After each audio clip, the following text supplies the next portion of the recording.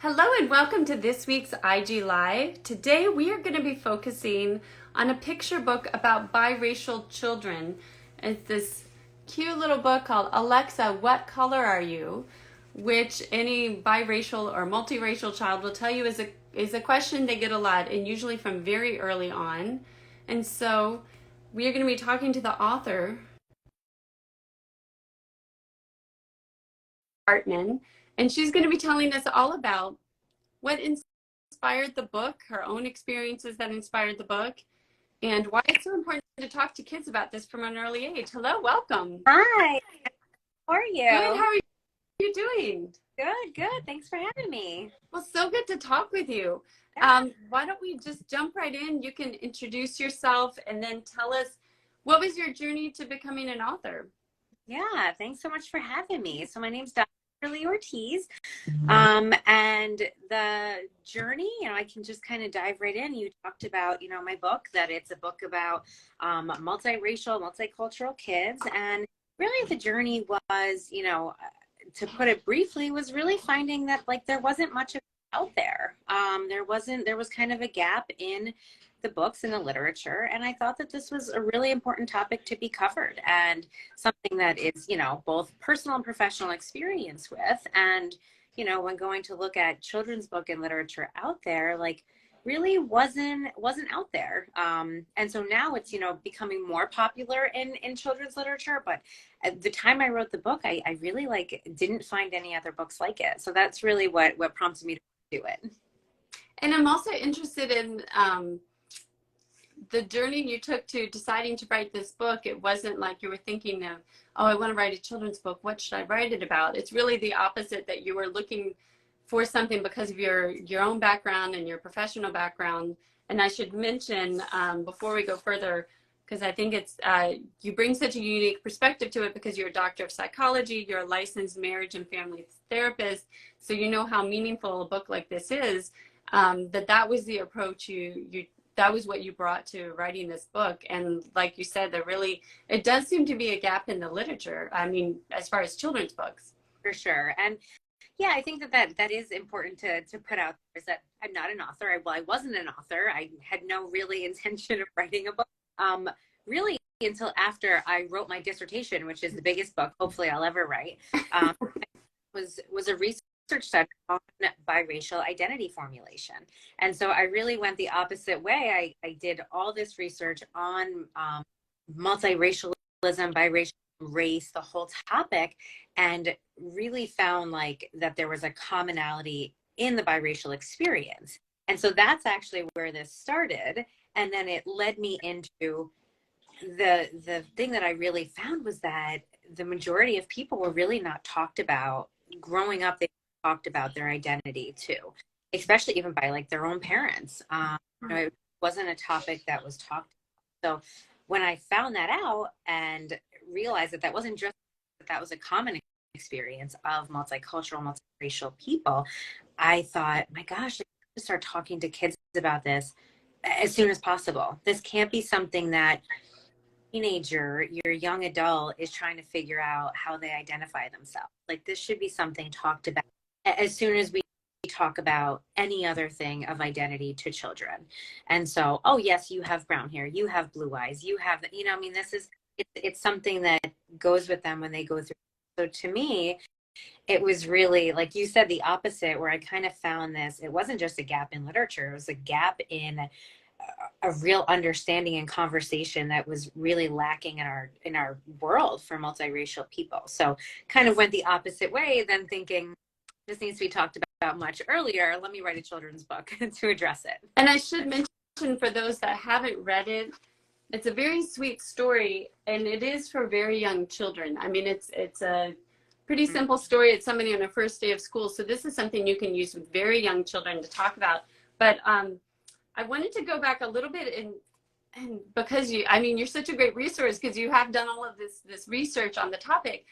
Why do you think there is this is something that kids aren't, that conversation that parents aren't having with their kids, especially, obviously we know that we should be talking to all children about race and identity early on, but for mixed race kids, it seems like this is something that other people are asking them about. I mean, the whole question, the whole title comes from a question, like you said, that biracial children are asked so much.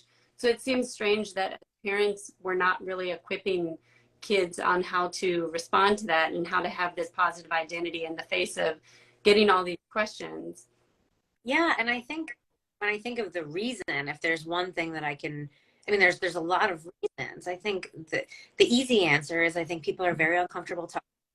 I think that the race conversation brings up all kinds of things, which should, right? Because historically, that's understandable and appropriate.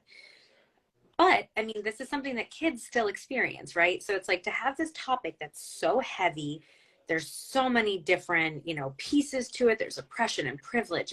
There's so much hurt through our history, right? So to try to take that huge thing and simplify it for children is very hard and is daunting for parents and for communities, caregivers, teachers, whatever that may be. It's a big conversation to try to have with little kids, right? So to me, and the book is written for really young children. I've read this to my children since day one, right? They've always kind of, had access to this language, but to me, it was about providing people with an age appropriate language to talk about race, right?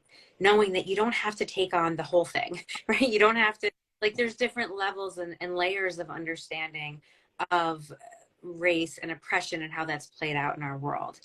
But I think that the easy answer is that it's a hard topic for people. It comes with so many different pieces, whether it's a piece about prejudice and racism and how that's played out in our world, to the other side, to privilege, right? To being uncomfortable talking about your privilege or what it might look like in a different way.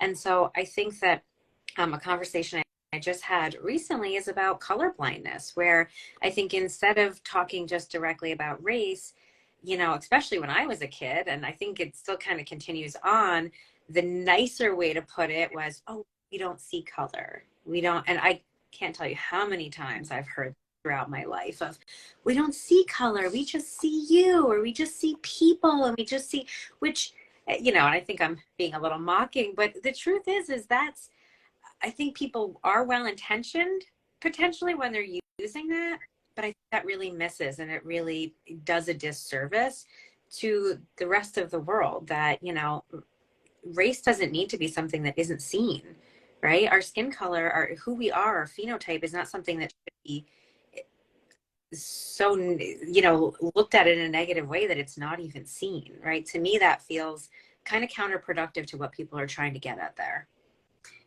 Yeah, definitely. And I think that also reinforces the point that why it's so hard for us to have these conversations is because very few of us had these conversations modeled to us when we were kids. So we're trying to come up with it, which is why it's so useful to have a book like this, because this is easy, like you said, for parents, caregivers, teachers, that they can just pick this up and use this to start this conversation.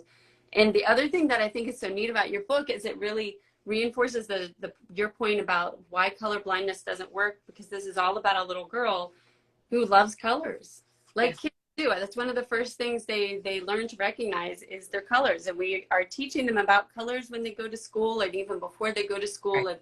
And yet somehow when it comes to skin color, we think they're not going to notice. Right. And so Yeah.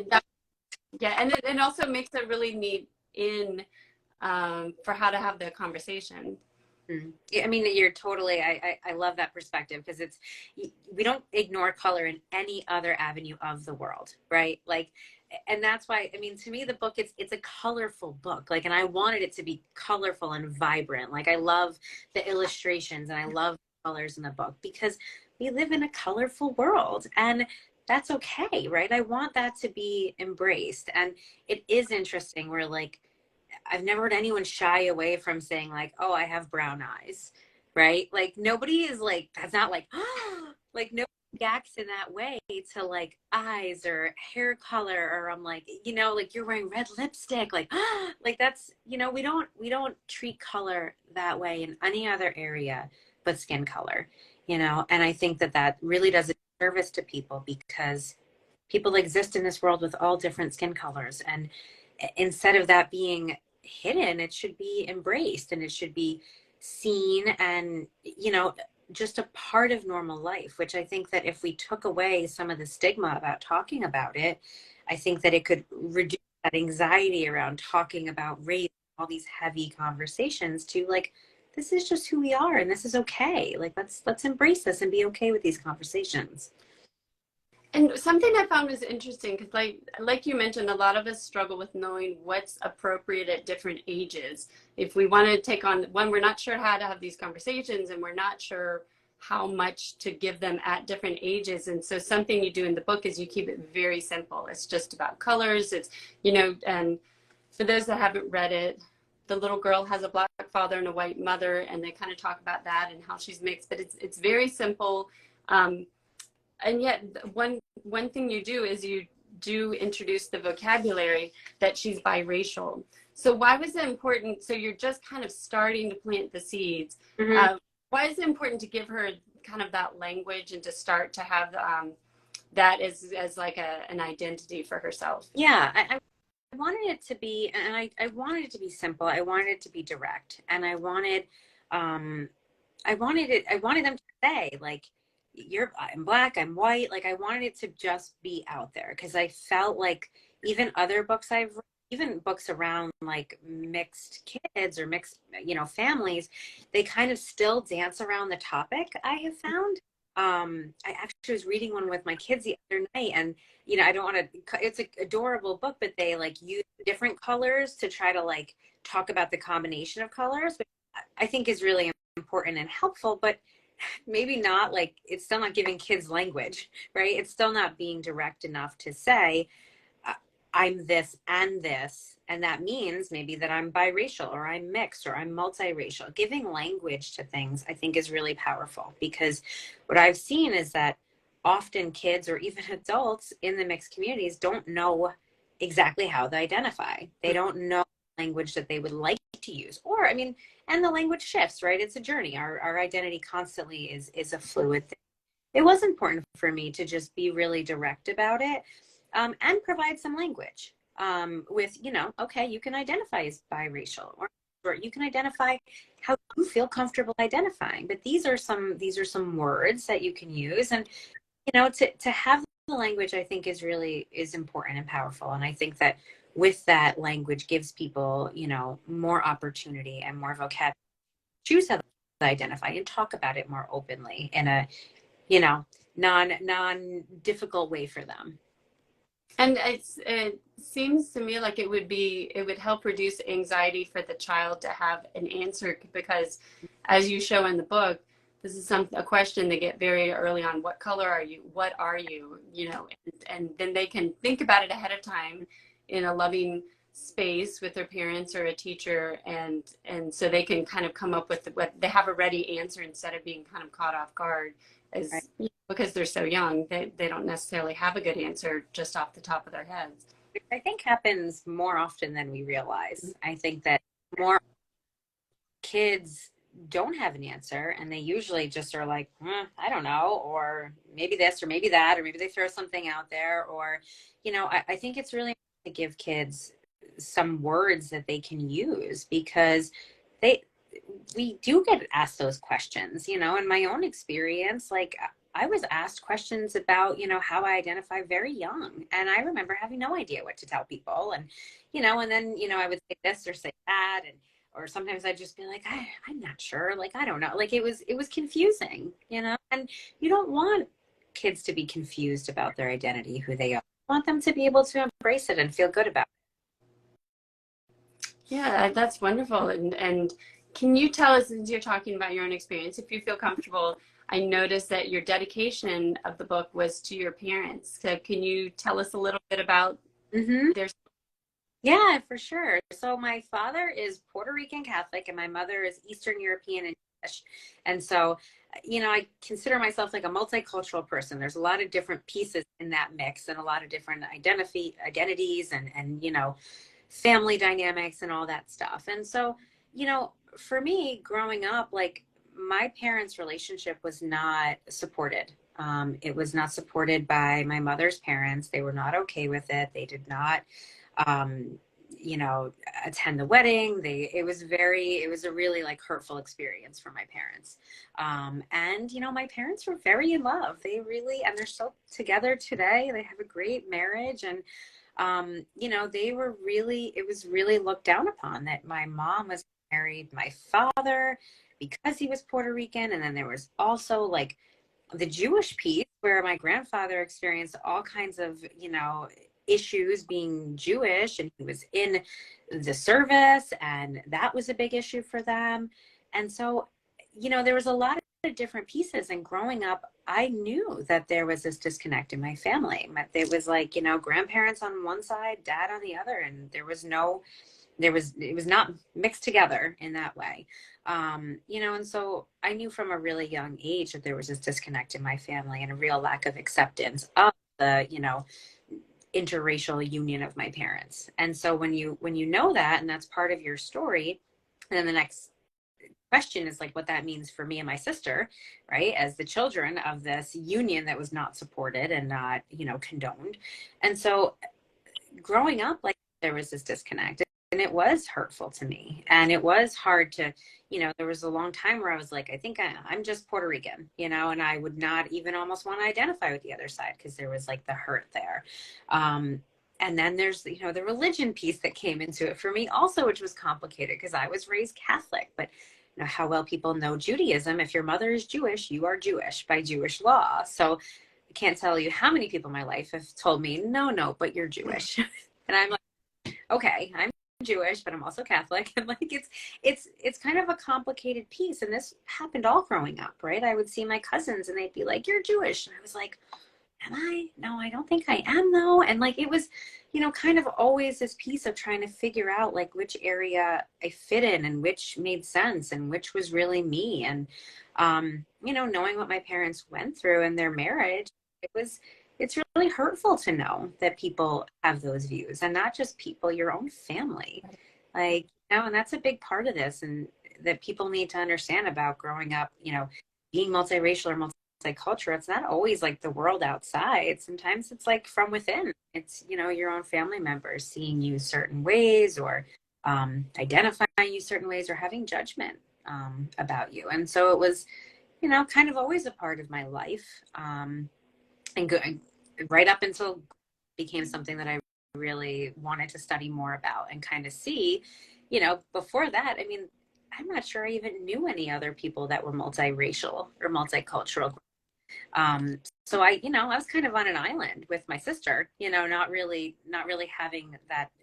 There was no mixed community or multicultural community around me. So it wasn't a conversation that anybody was having. All of my friends were like Irish and Italian. And so, you know, it was really a totally different experience. You know, and so it wasn't until I got older and kind of started studying the topic that I realized how different my experience was from some other people, because to me, it was just a norm. It was my life. And so, you know, it really wasn't until much later that I realized that, wow, like when you have, you know, multiple pieces to you, it's much more complicated, and people question you, they ask, and you have to have almost like more of a language and more of an understanding than, you know, maybe monoracial people do. So. Yeah, I mean, it is, I am hopeful that I think that, like you said, there's much more conversation around it these days, although not as much as there needs to be. And also, like you point out, that oftentimes it's not just race, it's usually also culture and language and religion. And then having this conflict within your own family makes it very, as you mentioned, makes it very difficult. Sometimes it makes you not want to identify with one side versus the other. And but what I really love about your story is that you took something that was such a confusing, maybe kind of complex part of your own life, and you have turned it into something so powerful for yourself. It sounds like very empowering to talk to so many other mixed race people and collect all the research, and you turned it into such a great resource for others. And then, of course, with the picture book, you know, something that's going to help so many families. So I love how you've taken that and turned it into something so positive. Is such a wonderful example, I think, of for our own lives of how we can kind of deal with challenges that we're given. Yeah. That's really inspiring. Well, thank you. Yeah, I really, it became something that I just became really passionate about learning more about. And, I was telling someone else recently, I did talk with mixology, and, I was saying how like it wasn't until I was really in grad school, to be honest, that I thought I thought everybody got asked these questions. Like this, like what color are you? Like what are you? I've been asked my whole life. And I feel really naive, but like I thought everyone got asked that. I thought that was like a normal question to ask people. And it wasn't until I was really like deep in my education that everyone in the class basically looked at me and were like, no, nobody asked me that. No. And I'm like, what? Like this is, like, people are just asking me this. Do I look that strange? Like, what do I look that weird? Like, when you start to like think about like, wait a second, like what do people see when they look at me? Like I just see me, right? Like I don't know which lens to like look at myself through. And I really didn't realize that wasn't just kind of the norm until I got older, because my sister and I were always asked that question. It was just kind of normal to us.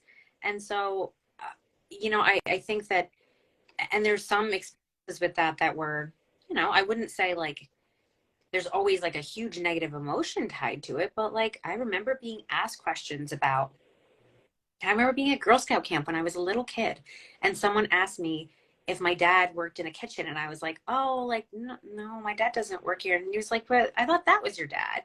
And it was like a black man. And I remember being like, I literally remember thinking to myself, am I black? Like I was confused, right? Like I was like, I don't think that I look like him. Like I don't know, maybe I do. I don't know. I'm pretty sure. I don't know. Like and really not having like this like way to wrap my head around it. And it, I didn't even feel any judgment. I just felt a little bit confused, right? Of like, what am I? What's going on here? Like, why don't I know the answer to this, right? And really not wanting like and then fast forward, not wanting other kids to have to go through that, right? And not wanting other adults to be sitting in a graduate class being like, oh, this is a really complex thing that I've dealt with my whole life and not really like, understood completely. So, it really pushed me to be really passionate about this topic of like, let's not ignore that people are made up of different cultures, different races. Like that's the fastest growing population in the United States. Like, why are we ignoring this? And it's not happening. That's very unfair to people's identity. And you got a comment saying I can relate 100%, and that makes me wonder what kind of a response have you gotten? And you must have gotten such a great response from kids and families when they finally see a book that talks about this. Sure. Yeah. And I so appreciate people like, making comments and stuff. That's so great to hear. And I will say that like, although I love, and I'll tell the story next. I love reading the book to kids, but what I will say is that it's so, some of like I think the responses that hit me the deepest are the response from multiracial adults that are saying that, I can't tell you how many times I've heard, I wish I had this book when I was a kid. Wish I had this book. Like this would have helped so much. Like to me, hearing adults, like grown up, successful, like high functioning adults just saying like, wow, I really needed this. And this was not there for me.